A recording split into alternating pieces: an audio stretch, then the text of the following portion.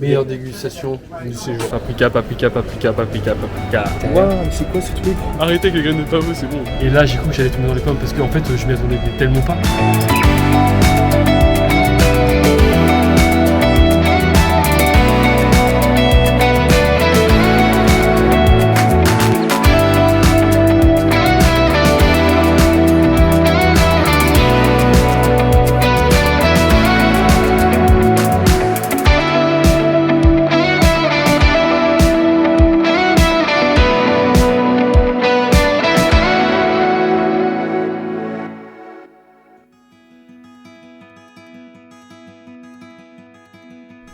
Troisième jour à Budapest. Et là, petite surprise, il pleut. C'était pas du tout prévu dans le planning. On va s'adapter.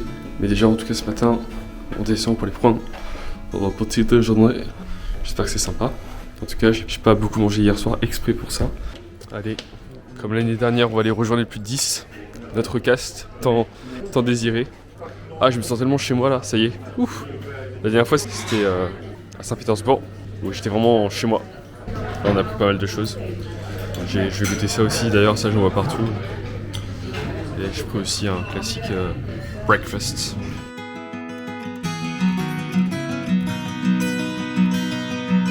Bon, vous avez vu le temps.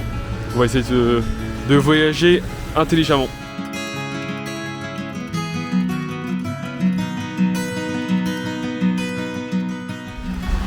Ok, donc maintenant on va traverser le pont. Et en fait là-bas, il y a deux endroits où on va visiter. Donc on va aller dans le hall central, donc le grand marché couvert. Et après il y a un autre endroit qui s'appelle la Baleine, en fait, une sorte de centre commercial assez inédit et assez original.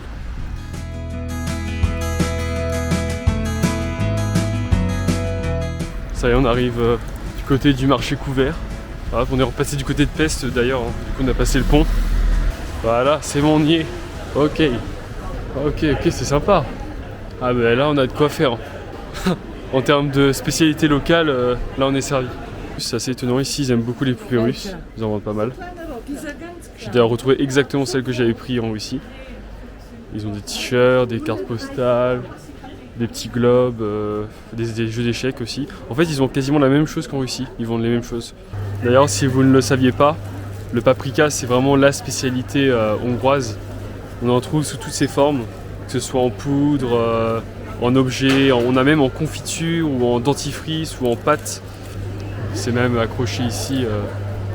C'est vraiment, ils en mettent partout, genre littéralement. Paprika, paprika, paprika, paprika, paprika. Au moins vous le saurez. Si vous voulez venir ici, il faut aimer le paprika. En fait là, il y a plein de spécialités qu'on n'avait pas encore goûtées, notamment des desserts. Et donc là, c'en est un parmi tout cela, c'est le flodny, donc flodny cake. C'est un gâteau avec plusieurs couches différentes. Alors j'ai l'impression qu'il y a un peu de graines de pavot, le truc n'est pas trop. Retour de la graine de Et j'ai l'impression qu'il y a aussi un peu de la pomme, enfin on va goûter. Vas-y, je vais une goutte pour voir. Déjà si ça rentre déjà. Ah bah il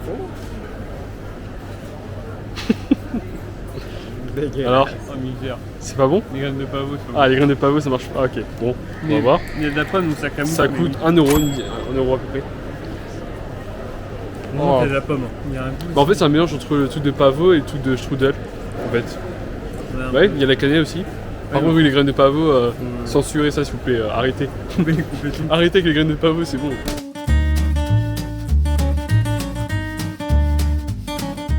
Ok, une nouvelle spécialité, on ne s'arrête jamais.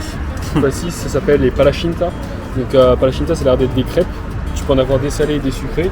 Je pense pas que ça soit quelque chose d'exceptionnel en soi. Mais par exemple, dans celle-là, on va goûter, je crois que c'est une sorte de fromage blanc. Et celui-là, je suis pas très sûr, mais je pense que c'est du Nutella. Mais je crois qu'on en a pas mis assez. En fait, j'ai demandé à cette dame qui ressemblait vraiment à, vous voyez, la bonne femme forte de la grand-mère de restaurant. Et je lui ai dit, qu'est-ce que vous me conseillez comme type de crêpe? Elle a dit, ok, je te conseille ça et ça. Et en fait, elle m'a bourré ça de Nutella. Donc, celle-là, on va la goûter, mais je pense que. Ah ouais! Qu'est-ce que c'est à l'intérieur? Waouh, mais c'est quoi ce truc? Ok, attends, mais je découvre en même temps que vous. Oula, attends. La poudre, qu'est-ce que c'est que ce truc? J'ai l'impression que c'est des graines de pavot. Mais non, le retour des graines de pavot. Ici, je sais pas ce qu'ils ont avec ça. Il faut arrêter, monsieur, dame. Mais ça, je sais pas ce que c'est. Bon, là, il n'y a pas de truc à l'intérieur. Pourquoi il y a Vous un la peu chantilly. Ok. Ok, là je sais. Ça ressemble justement, en Russie, ils ont ça en Russie. C'est une sorte de fromage blanc mais qui est plus compact, qui a plus de matière grasse. Une petite note sur 10? Franchement, je pense pas que c'est tout le monde qui aimerait. 7. Celui-là, 6. Ok. Un centre commercial qui a une forme assez atypique apparemment, qui s'appelle Balna, qui veut dire baleine en fait. Parce que apparemment la forme de son toit ressemble à celui d'une baleine. Donc alors je sais juste pas par où il faut rentrer. Voilà, j'ai 2 psychopathes derrière moi et je vais fuir tout de suite. Ok, on est à l'intérieur. Alors il y a l'air d'avoir 1, 2, 3 étages. Et il y a l'air d'avoir 1, 2, 3 clients. Oui, oh c'est bien joué ça, c'est bien vu. Voilà, à quoi que ça ressemble. C'est vrai qu'on a vraiment l'impression d'être dans une baleine. Bah ouais, on lui demandera si c'était comme ça ou pas à l'intérieur. Bon par contre il n'y a personne. Peut-être qu'ils arrivent vers midi les gens, mais il est 11h. Il est quelle heure là? Il est 11h... 11h15. Le gars qui va absolument montrer sa montre. Alors il est quelle heure là exactement là? 11h15. Ouais, il n'y a rien par contre, hein. Un peu déçu. Bon ben on peut dire que le centre commercial de la baleine est tombé à l'eau. Applaudissements s'il vous plaît. Non parce qu'en fait il n'y a rien à l'intérieur, il n'y a pas, enfin c'est pas où, il n'y a rien qui est ouvert et il n'y a personne, donc je comprends pas trop le principe de cet endroit là. Donc bah voilà, si vous venez ici, bah voilà, vous pouvez mettre une croix dessus, hormis si vraiment c'est nous qui n'avons pas eu de chance, et ça m'étonnerait. Là maintenant on va essayer de se diriger un peu vers le centre-ville de Pest, là où on était avant-hier, parce qu'il y avait quelques endroits qu'on avait manqué. Là nous sommes à un lieu de mémorial. Vous pouvez peut-être voir derrière moi les différentes paires de chaussures. En fait, il s'agit de fausses paires de chaussures en métal qui représentent toutes les paires de chaussures qui appartenaient aux juifs qui ont été exécutés, qui ont été fusillés pendant la Shoah, pendant la Seconde Guerre mondiale. Notamment ici, en fait, à Budapest, il y a eu beaucoup de juifs fusillés. Ici même, en fait, ils ont été fusillés le long du Danube au XXe siècle, je ne sais pas en quelle année, mais il y a une personne qui a pris l'initiative de créer cette œuvre d'art en mémoire en fait de tous les juifs qui ont été assassinés pendant la Seconde Guerre mondiale. Et pourquoi des chaussures justement? Parce qu'en fait avant d'être fusillés, les juifs devaient en fait enlever leurs chaussures tout simplement. Et après ils étaient fusillés. On a pris encore 2 autres tartes hongroises, le Dobrosch torta et le Ester torta. Ok, moment dégustation, c'est parti.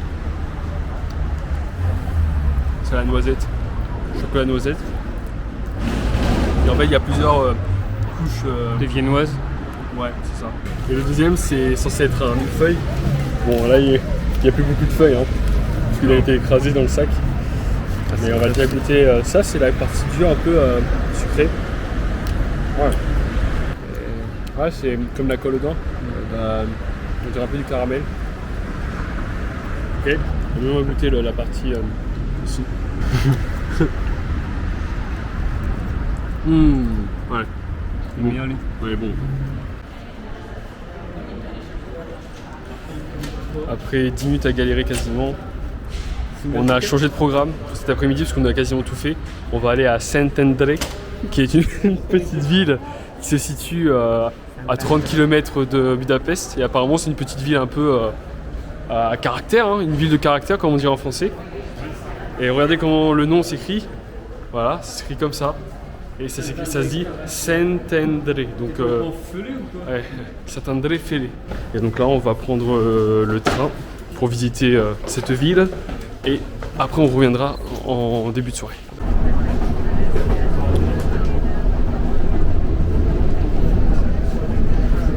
Là on a l'impression d'être dans des trains de l'époque soviétique. Au vu des housses de fauteuil, vraiment on a l'impression qu'on est dans les années 70 là. En plus le truc pour les tickets il marche même pas. Il nous reste quoi une dizaine de minutes et on est arrivé à Szentendre. Et c'est bien d'y aller quoi une après-midi et après de revenir parce qu'il n'y a pas non plus grand chose à faire.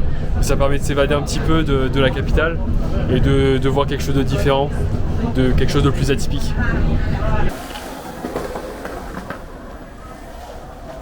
Donc voilà Saint-André, Szentendre. Et on va voir ce qu'il y a, en fait tout simplement on va découvrir. Hein. On connaît pas plus que vous. Ok, ils ont des burgers ici, très bien. Ça m'intéresse. Szentendre, c'est une ville qui a qui a à peu près 20 000 habitants. C'est vraiment pas une très très grande ville, hein. C'est vraiment une ville qui est à la périphérie à 30 minutes de Budapest. Pour l'instant, rien à se mettre sous la dent. On marche, pas grand chose. Si ce n'est des voitures qui font des marches arrière. Et apparemment en termes d'histoire, les Serbes ont beaucoup migré dans cette ville-là. Ce qui fait que lorsqu'on retrouve certaines églises ici, elles sont dans le style qu'on peut retrouver aujourd'hui en Serbie. Là, ça y est, on s'approche du centre. Voilà, c'est vraiment un petit bourg, hein.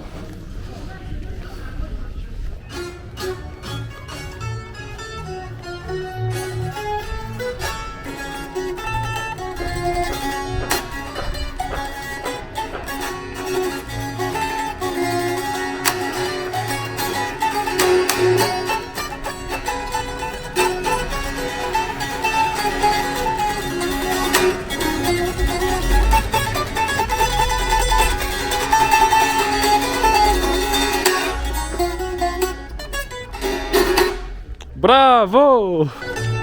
Bienvenue dans le centre de Saint-André.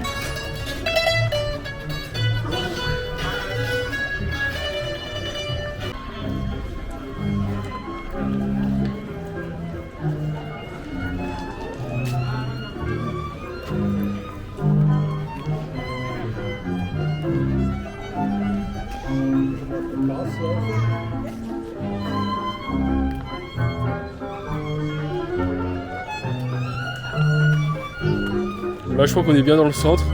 C'est plutôt sympa. C'est très cosy en fait.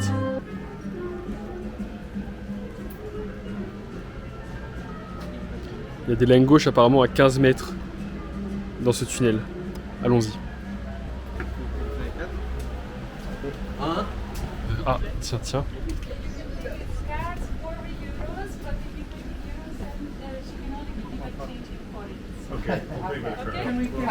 Ok. Un langue gauche nature à 1,80€. Ouais, c'est honnête. Ça a l'air d'être des vrais en plus. Je pense qu'on va en essayer un. Donc on en a pris un fromage et là on peut mettre un peu d'ail dedans, par-dessus. Super jaune. Comme un chef. Top. Tu peux mettre du paprika aussi après. Il faut s'arrêter, monsieur.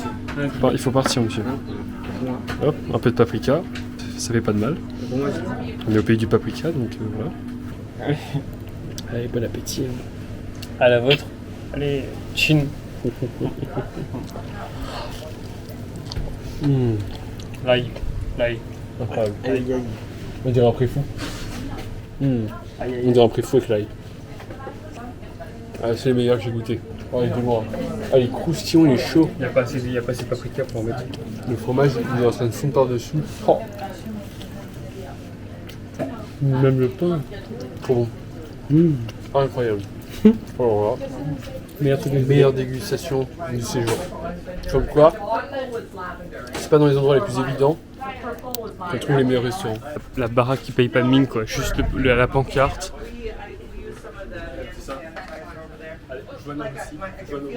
Joanne en Hongrie. Donc bah, forcément, on s'en est repris. Non. Cette fois-ci, une sucrée avec de la confiture par-dessus et un peu de sucre glace.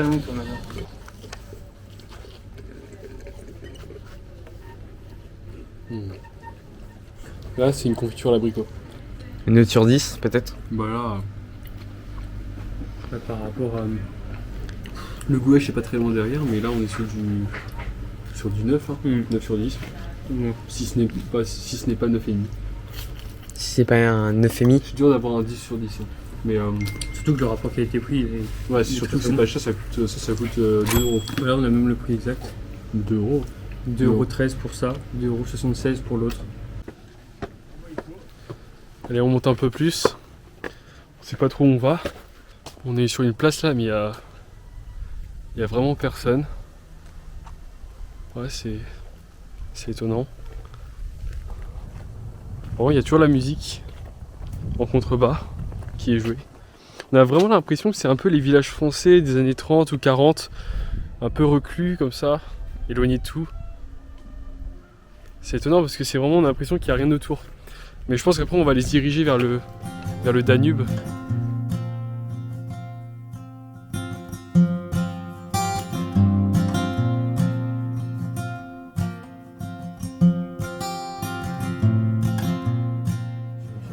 Là cette fois-ci on a trouvé un vrai chimney cone. Il est moins cher et en plus il est plus savoureux que ceux qu'on avait pris hier ou avant-hier je crois. Très très bon tueur. Allez, on va diriger vers le Danube en suivant ces parapluies multicolores. Ça c'est notre tête ça. Quand on a goûté le langosch qui était là-bas dans la ruelle. Il allait nous échapper des mains là avec ses petites ailes.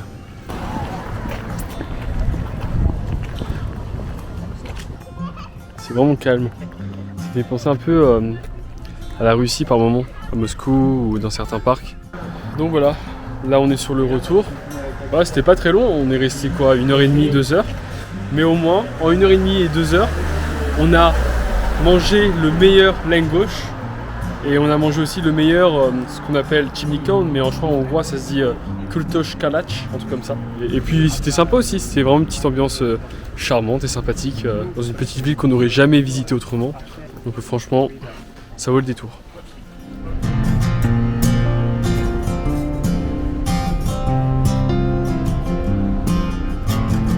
Donc là, on est sur l'île Marguerite. Derrière, il y a un pont là-bas qui lie Pest à Buda.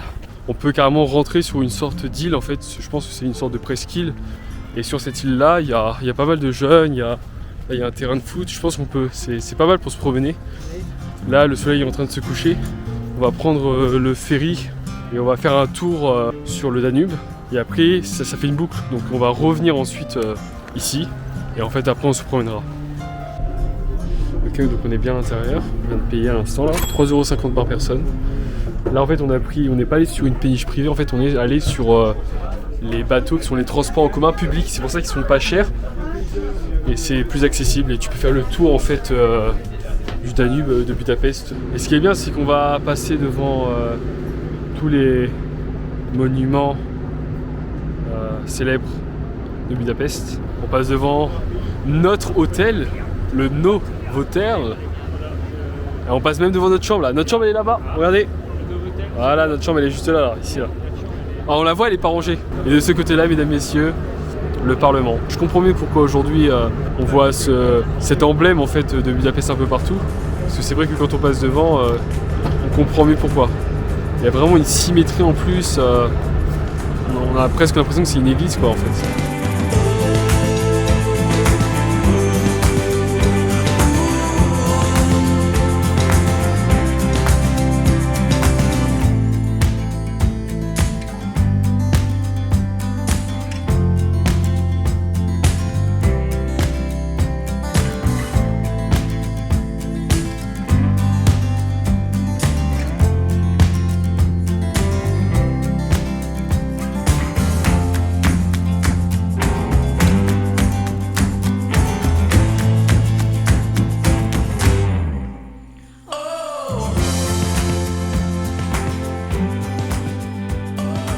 Ça y est, on est sorti du bateau là.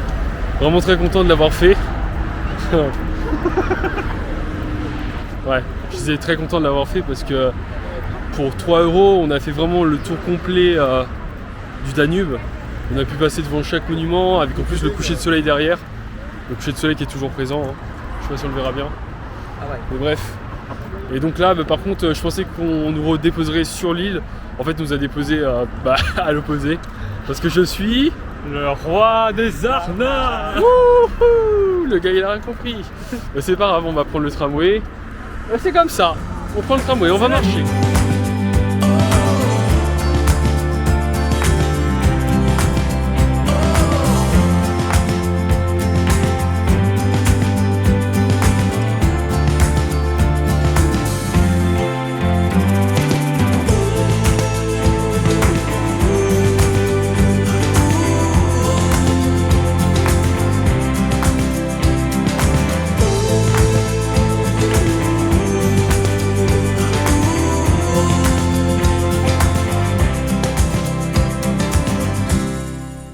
Dernière journée à Budapest, ça y est, c'est le départ. Franchement, en tout cas, le lieu était très bien. Merci la CNI parce qu'avec cette chaleur-là, note sur 10 sur les lieux, 8 sur 10. Comme je dis souvent, 8,75. Voilà, c'est bon, on est sorti de l'hôtel.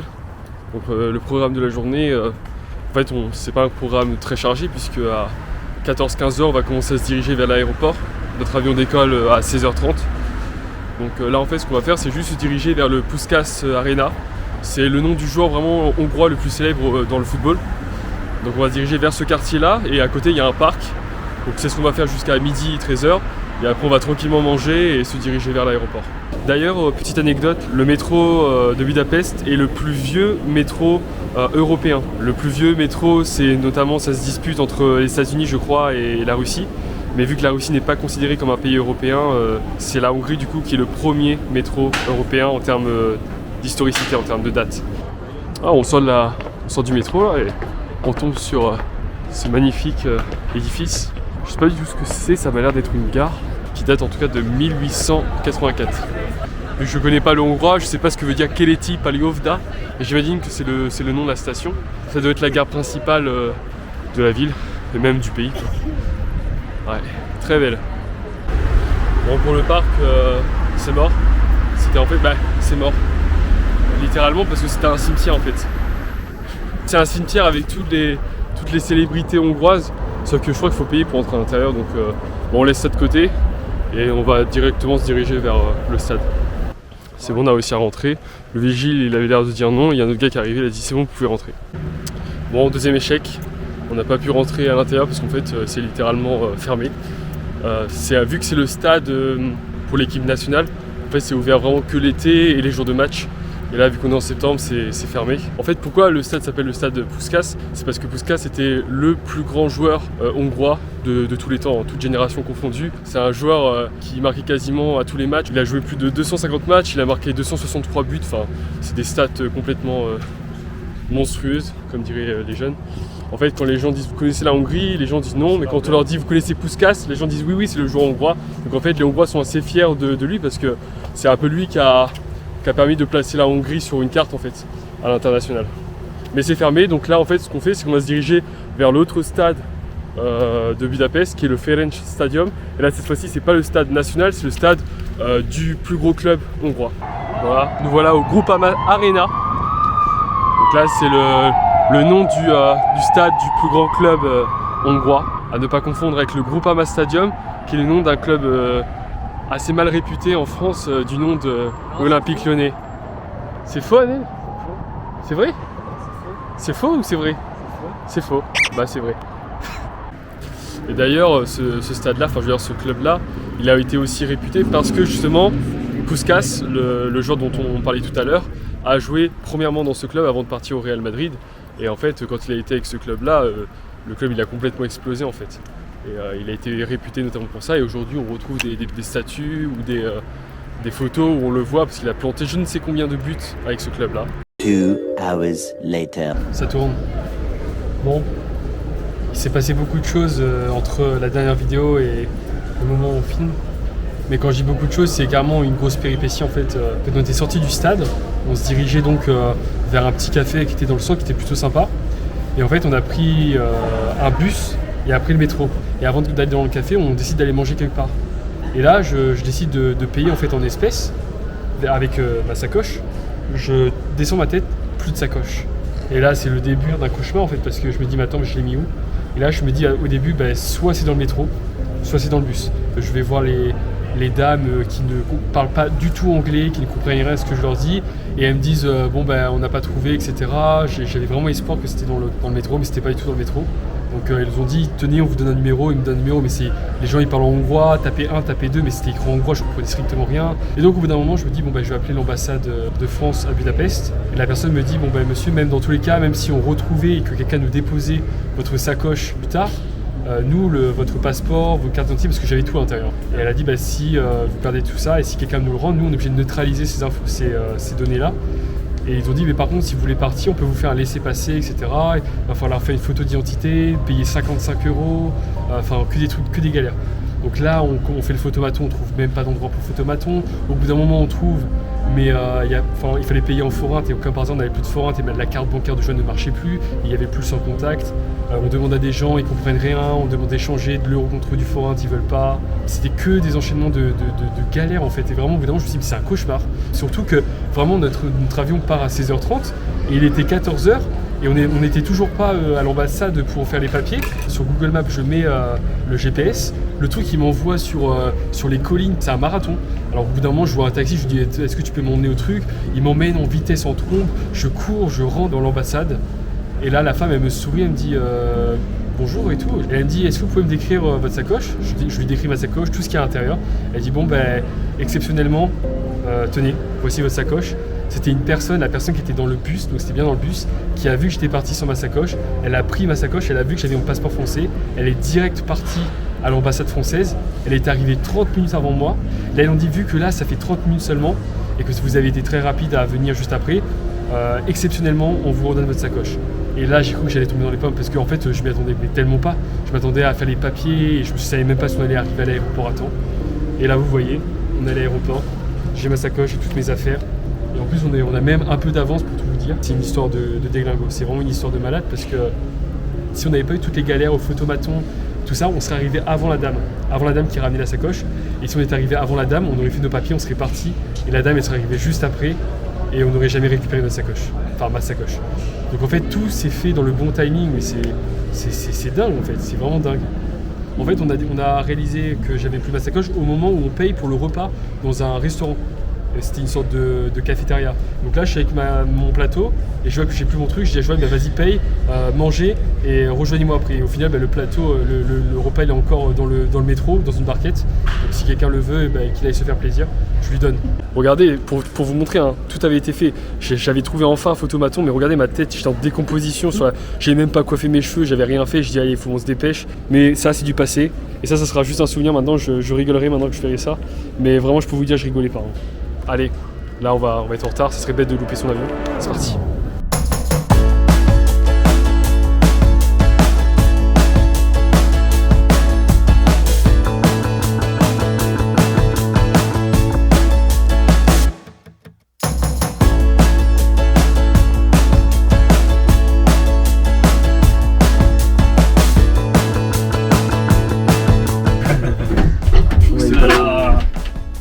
Plus Alexis en bruit, c'est Alexis en hôpital psychiatrique.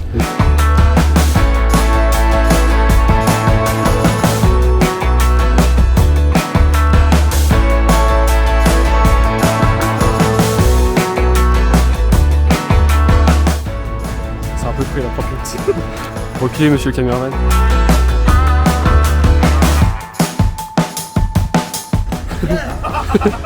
Ouais, j'ai deux psychopathes derrière moi et je dois prendre le ferry, des arnaques. Oh là. Du bateau là. Vraiment très content de l'avoir fait. Dites au revoir au lieu. Au revoir le lieu. Au revoir la chambre. Au revoir la cuisine. Au revoir la salle de bain. Ciao. Allez, let's go. C'est fini, fin du voyage. Merci d'avoir regardé cette vidéo. Si vous avez aimé, mettez un petit pouce en l'air. Activez les cloches. Et surtout laissez un petit commentaire, c'est ça qui fait plaisir. Voilà, ciao ciao.